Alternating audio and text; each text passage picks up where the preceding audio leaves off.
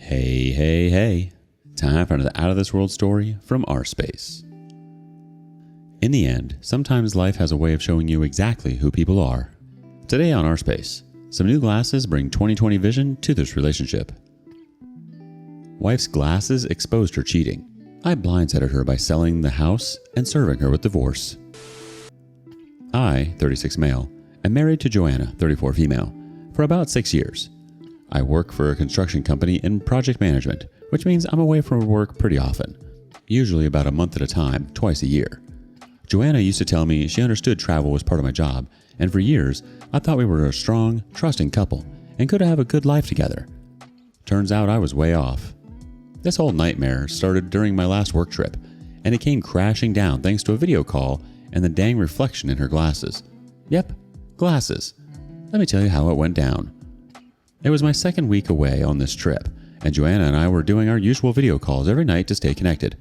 She'd usually fill me in on the small stuff, work drama, neighborhood gossip, whatever was going on at home. I always loved these calls. They kept us close even when I was far away. One night, while we were on our call, I noticed something strange in the background. Out of nowhere, a guy whom I only know by face walks into our house. He just strolls in through the front door without even knocking. No hesitation, no announcement, nothing. The guy saw she was on video call and backed off. He fled as if he was caught in an act. Joanna jumps out from the couch upon hearing the door getting shut. She swiftly disconnected the call. I immediately called her back and asked, "What just happened?" She seemed flustered but tried to maintain her composure and replied, "Oh, that's Rick. You know him, right?" I replied, "Yes, I know him. He's our neighbor. What the hell was he doing here? And at this hour?" It was almost 10. She shrugged it off, saying, "He probably just needed to borrow something." She brushed it off like it was no big deal, just some guy from next door who was friendly enough to walk right in. I asked her how he got so comfortable that he could just barge into our house without knocking as if it were his own. She snapped at me, saying I was making a big deal out of it. He was just a neighbor who happened to be her gym partner, and that's how they became friends. I couldn't shake the feeling that this wasn't just a casual neighbor visit. It threw me, but I let it slide for the moment. I didn't want to overthink while I was miles away. 2 days later, she felt sick and took off from work to relax. I had a free afternoon, so I called her to kill my time. We were on a call when the doorbell rang. She hurriedly went to answer it. I heard some whisper in the background. When she came back, she looked a little bit off. Her hair was also open and messed up as if someone stroked it. Before that, she was in a neat ponytail. I remember it vividly because I like the way she ties her hair. I know a lot of guys like women with open hair, but not me. So whenever she would tie it in this particular way, I felt head over heels. I asked her what's up. At first, she said nothing and picked up the topic where we left off. I stopped her and asked who was there at the door. Her response was, "Oh yeah, door. There was this group raising money for the charity." And she again continued to talk about some random stuff. I circled back to the question again. "Which charity group? Did you give them money?" She named a charity and said she gave $100. She was fumbling and rolling her open locks, which was very unusual of her. Her discomfort was all across her body language, but she tried hard to put on a normal face and talk. But then she made a mistake. She was wearing her glasses. These new ones she'd just gotten with big lenses. As she was talking to me, she looked up straight across the laptop, and I noticed something in the reflection. I squinted, trying to make it out, and there he was, Rick, the same guy. This time, he was standing right in front of her, grinning like a smug jerk, teasing her, pouting, and giving flying kisses to distract her. I quickly switched off my video camera, saying there was a poor connection so she wouldn't see the shock on my face. Then I swiftly pulled out my phone and started recording it. I could barely keep my hands steady. I somehow managed to keep my voice calm.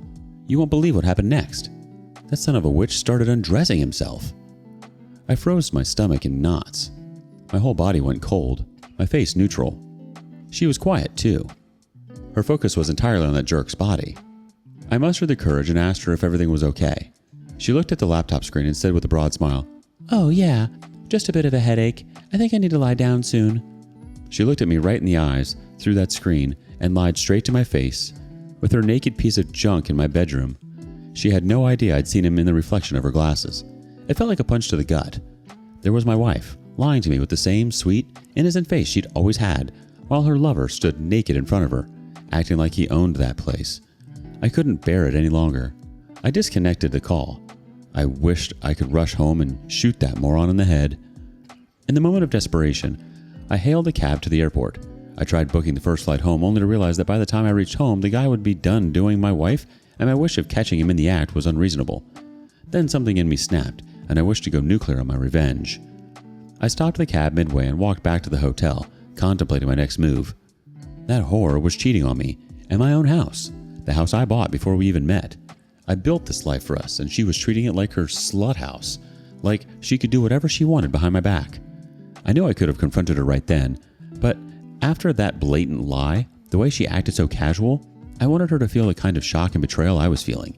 I wanted her to realize that everything she took for granted could disappear, just like that. I made my plan, and I'm executing it bit by bit. Sorry, I'm too emotionally drained to write further. I'll save that for the next post, if at all. I'm in a mood to write it. Even this one took me 2 days to write. I thought maybe venting would help. Thanks for reading it, if anyone came this far. The nerve of Rick just waltzing into your home like he owned the place, and Joanna trying to brush it off must have hit like a slap in the face. For her to play it off as just a neighborly visit really makes it seem like she thought she could pull the wool over your eyes, especially with you away for work. Update 1.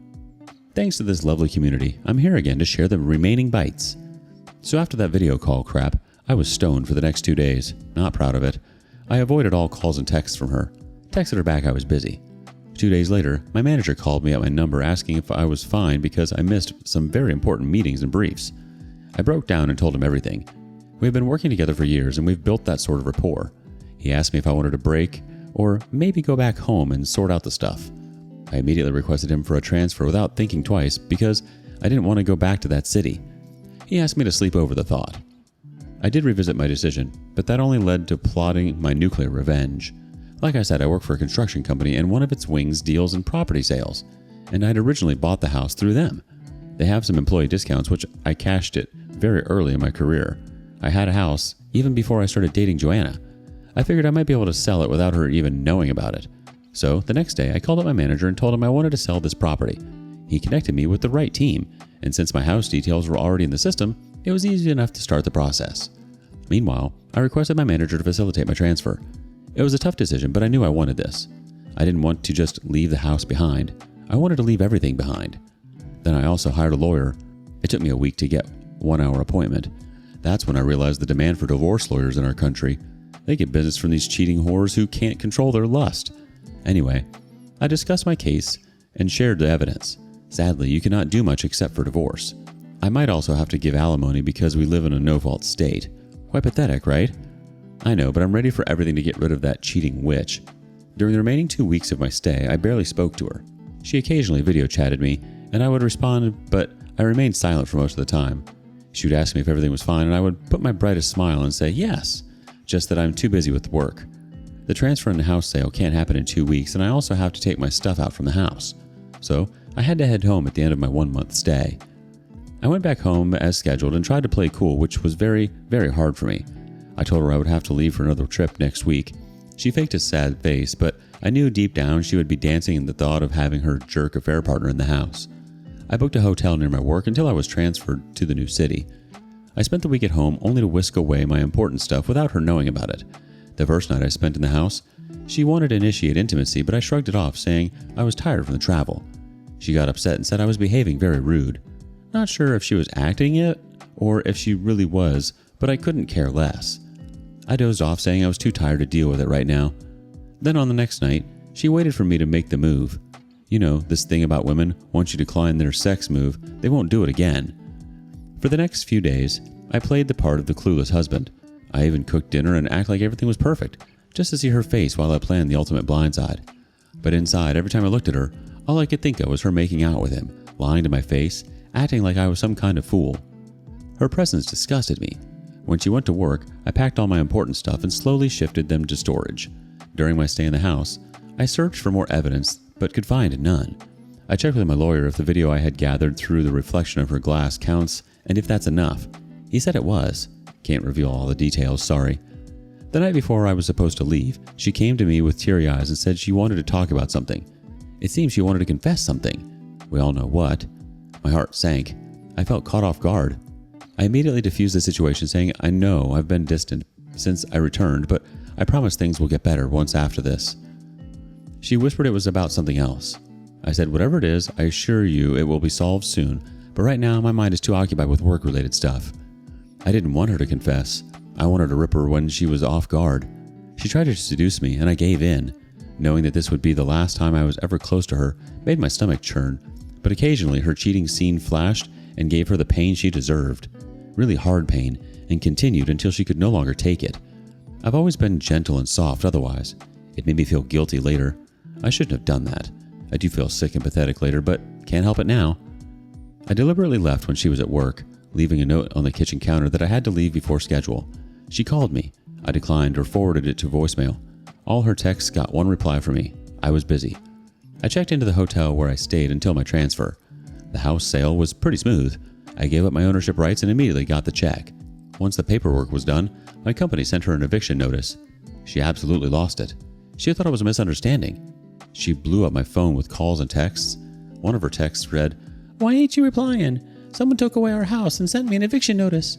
Where the hell are you?" I wanted to send her the divorce paper and eviction notice together, but that plan got delayed because the divorce paper took longer to arrive. High demand, they say. But this was also fun. She ran to the government office to verify the notice and got to know that the previous owner, I, had sold the house. Initially, she thought it was some sort of misunderstanding and she hired a lawyer to fight for it. Just then, she got another shocker. The divorce paper. She quickly added up the puzzle pieces and got the hang of the situation. Her next message was, "You coward. Didn't have the balls to break up on my face, did you?" She accused me of cheating during my work trip and leaving her for another woman. It was then I shared the video that I had recorded and her attitude changed completely. She started to apologize and begged, saying it was a misunderstanding. He was just a friend, and blah blah. I blocked her after that. Then I went to the bank and emptied our joint account, transferring everything into my account. I'd worked hard for that money, and there was no way I was leaving it behind for her. Blocking her number didn't stop her.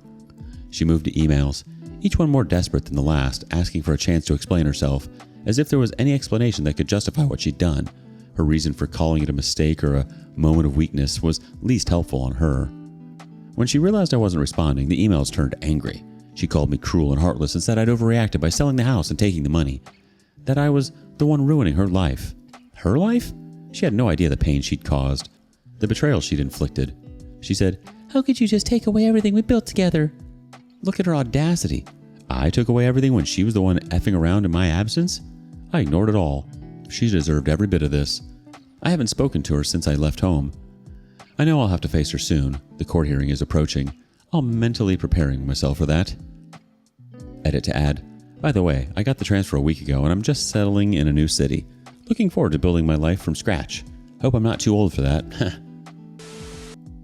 A moment of weakness? Right. If I had a nickel for every time someone said, "He's just a friend." Update 2. Sorry I took this long to update. Couldn't help it. It took this long to get the divorce final. A lot has happened since my last post. The first was her lawyer and mine fixed a meeting between us, which was an absolute disaster. It was filled with cries and emotional manipulation. She had several questions for me while I just had one. Why? The same classic reply, "It meant nothing. It was just for fun." That meeting cleared one thing. She was more bothered about the house getting snatched off her head than the divorce, and I couldn't be happier about my decision. Obviously, she pleaded for reconciliation and go for couples therapy and stuff like that, but it was all a bluff. The meeting took place at her lawyer's office. After she walked out of the cabin, I stood at the window to see her walking out of the building. She stood outside. I thought maybe she was waiting for an Uber, but guess who came to pick her up? Her affair partner. That sight sent a shiver down my spine. She had the audacity to call her affair partner to pick her up after leaving a meeting where she was pleading with me for another chance. That's not all. After she vacated the house, I went there to collect my leftover stuff. And that son of a witch had the balls to walk up to me and say, "Dude, you're overreacting. Your wife loves you a lot. You're a fool to let her go." I stared at him with raging eyes and continued to say, "I know she messed up, but look at her. She's so pretty. She can't get away with strike one. And look at you. You can't get lucky twice to bag such a beauty." Before he finished his sentence, I punched him right on the nose. It started bleeding. He didn't expect the blow. I screamed, "Run if you want your bones to be inside your body." It sounds funny now. It wasn't when I said it. I was red in anger. He walked away cursing. I don't know what did he expect when he talked to me and said crap about me while still effing my wife. Joanna was couch surfing with her friend, but later I got to know she had moved in with your affair partner. Her parents tried to intervene and talked me out of the divorce, but when they saw their daughter was still fooling around with her affair partner, they cut her off. Since then, I haven't seen them around during the hearing. Initially, some of her friends also reached out with her case asking me to give her a chance, but eventually, they backed off. She didn't shy away from hanging out with her affair partner. She crossed all levels of shamelessness. That scumbag accompanied her during the court hearings, not inside the premises, but he would be around, pick up, drop off, and sometimes hanging in the cafe during the hearing break. Initially, I used to be bothered a lot, but then it only made me and my case stronger. What I got to know from my lawyer was that her legal team advised her not to hang out with him openly, but she didn't any heed. Sadly, she had to suffer in her alimony. Details not allowed. The funny part is, when she was pleading against the divorce, when the magistrate questioned her about living and hanging out with the affair partner, she said she was doing it on purpose just to make me feel jealous and get back at me. In her twisted logic, she imagined I would run back at her when I see her in his arms. The reality was I felt disgusted and wanted her to disappear from my sight. The proceedings were long and exhausting, but finally, I got rid of a cheater. Yes, I wasted 9 years of my life, married for 6 and dated for 3, but I also saved the rest of my life. Yeah, I'm trying to be positive. What else can I do? It sucks. It's been a few months since then, and honestly, I still feel like I'm waking up from a bad dream. I moved to a new city and started afresh in a new place, but the past still haunts me. At first, I felt lost, like I'd been stripped of everything I knew, but with each day, I feel a little stronger. I know I did the right thing. Looking back, I'm glad I didn't confront Joanna outright. Watching her life fall apart without warning was the only closure I needed. She thought she could have it all, that she could live this double life, lying to my face and expecting me to stay clueless. I gave her the surprise of her life, just like she gave me. I wanted her to feel the same gut punch, the same shock and betrayal. Sometimes, life doesn't give you a fair warning before things come crashing down, but I took control and walked away with my dignity. I'm never looking back. The fact she thought she could waltz back into your life with a, "Oops, my bad, let's just forget this," while her sidekick was right there, says everything about her complete lack of self-awareness. You weren't overreacting, OP. I can't believe he had the guts to tell you that. Not sure any of her actions proved that she actually truly loved you. Here's to you, your fresh start and never looking back. Have you ever experienced something similar? Let us know below. And thank you for joining us today on rSpace. Be sure to like and subscribe and hit that notification bell so you don't miss out on our next video. See you soon.